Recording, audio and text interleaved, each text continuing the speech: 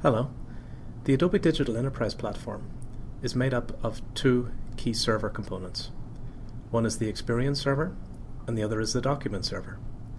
In this session, we're going to show you how to configure the Experience server with the location of your Document server, as well as some other important details for making the Experience server work with your Document server. So let's get started.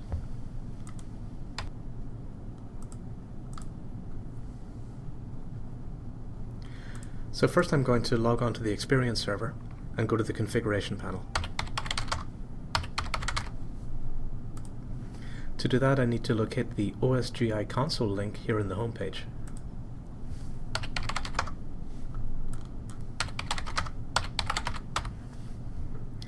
Now, in this configuration console, you need to find a tab called Document Services Settings. This UI allows you to automatically configure the details of your document server for your Experience server. So let me explain how this works and what you need to do. So first of all, you need to know the URL of your document server. And in this case, I happen to know that my document server is running on a machine called, I'll just type it in here,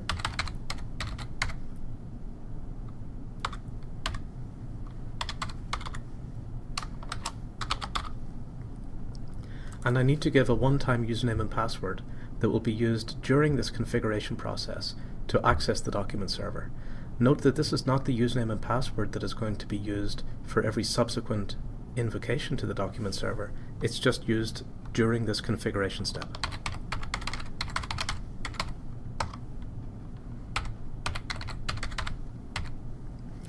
Now, when we configure the Experience server to know about the location of the document server too will be configured to know where the Experience server is. That is because in some situations the document server actually needs to make calls to components on the Experience server. So I'm going to give the URL that the document server would know that the Experience server is located at.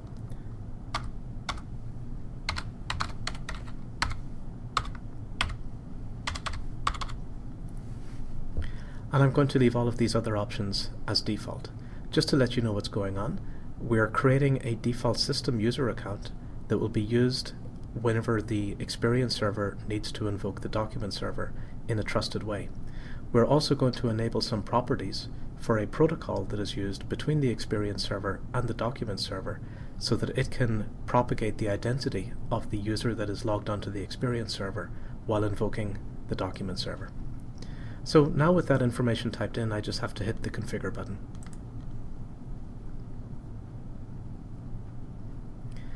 And what we should see shortly is a list of all of the steps that were completed.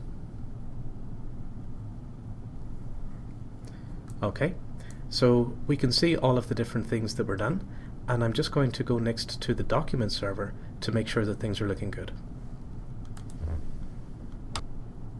Okay, so let's just bring up Workbench connected to our document server. So what I'm just going to do is have a look in the components view on my document server to look for a component that I would now expect to exist there, and I can see it. It's called CRX Integration Component, and if I just open up that, I'll see a couple of services. Now, you don't need to do anything with these services or use them in any way, but this DSC that was installed helps the document server process invocation requests from the Experience server, especially with regard to the Experience server making trusted invocations of the document server using a new type of ticket that it uses as part of its authentication protocol. But it's just good to see that this component is there so that we know that our document server has been configured correctly. Okay, so while we're here, let's take a look at a process that I plan to invoke from my Experience server. And I'm just going to look at this process right within Workbench. And let's do a test invocation of it, just to see what it does. I'm going to give it some text, hello world, name, 1, 2, 3. And hopefully this should produce back for me a document that if I view, I will see with some of this text put into the PDF. So it's a very typical document server process that generates a PDF with some merged data within the PDF. Okay, so now that we've seen what the simple process does, let's use that process from a web application that is deployed on our experience server. So now let's head back over to the web UI for the experience server. So what I'm going to do is just navigate to find my web application that I have built and deployed earlier. So to do that, I'm just going to look through the content tree. I know that it's under this folder use cases. This is the main HTML for it here. And so I'm just going to go to that application URL on my experience server.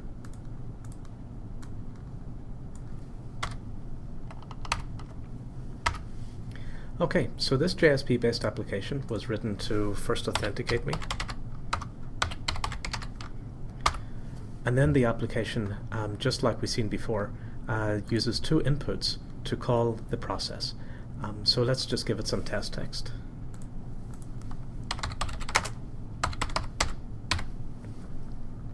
And when we hit the button, it will actually make an invocation request to the document server, call that process, and return back the PDF.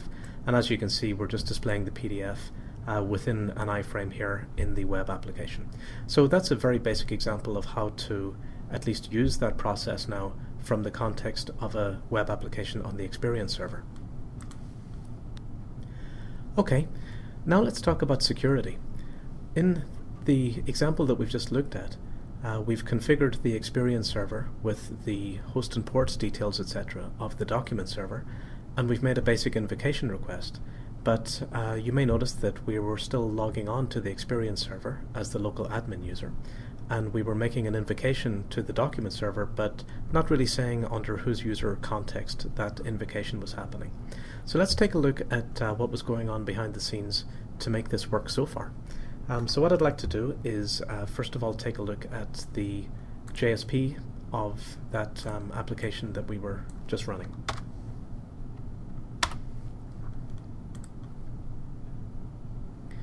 So again, because this is a Sling-based application, there's a resource type for the application itself, which is pointing me to my RUC use cases UC14, which is going to be up here, and there's my JSP.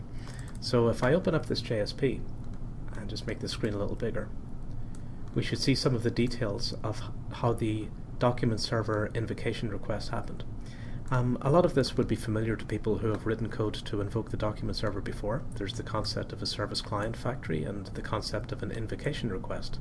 But what we've actually done here temporarily in this JSP is to set a property on the invocation request to allow the invocation to actually occur as a system user. And as you may recall, whenever we configured our experience server through the OSGI console to integrate with the document server, we had set up a basic system account that would be used for that purpose. But we don't have to always use the system account for invocation. This was just done temporarily in this application so that we could do a quick test.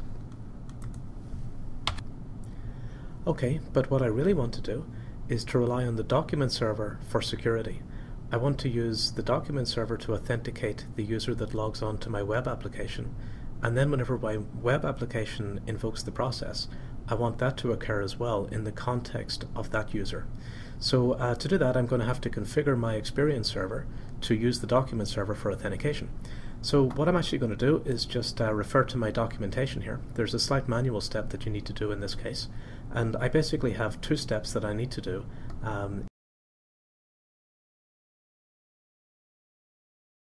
in a particular XML file. Refer to in the documentation.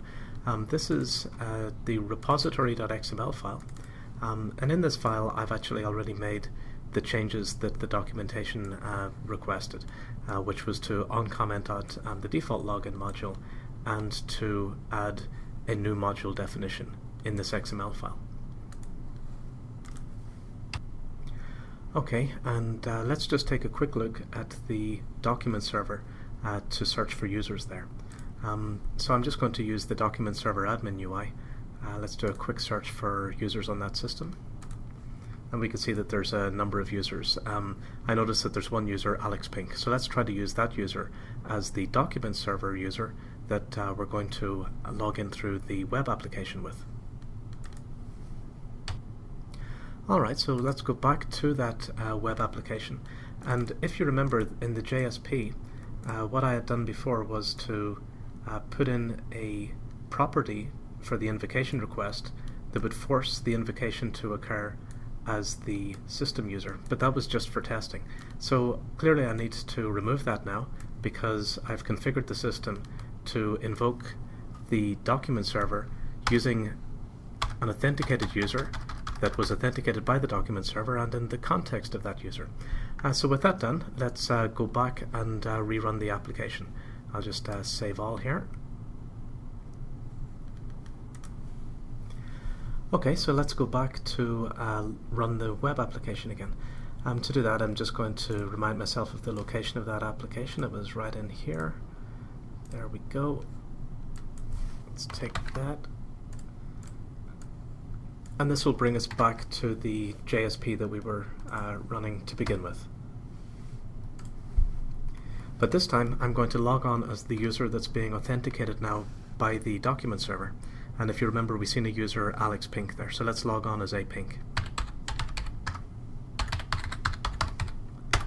So now we've authenticated once again to the web application on the experience server, but this time as a user being authenticated by the document server. Now whenever I then use the web application to generate a document, that invocation will have to occur in the same context as the user that has been authenticated to the experience server. So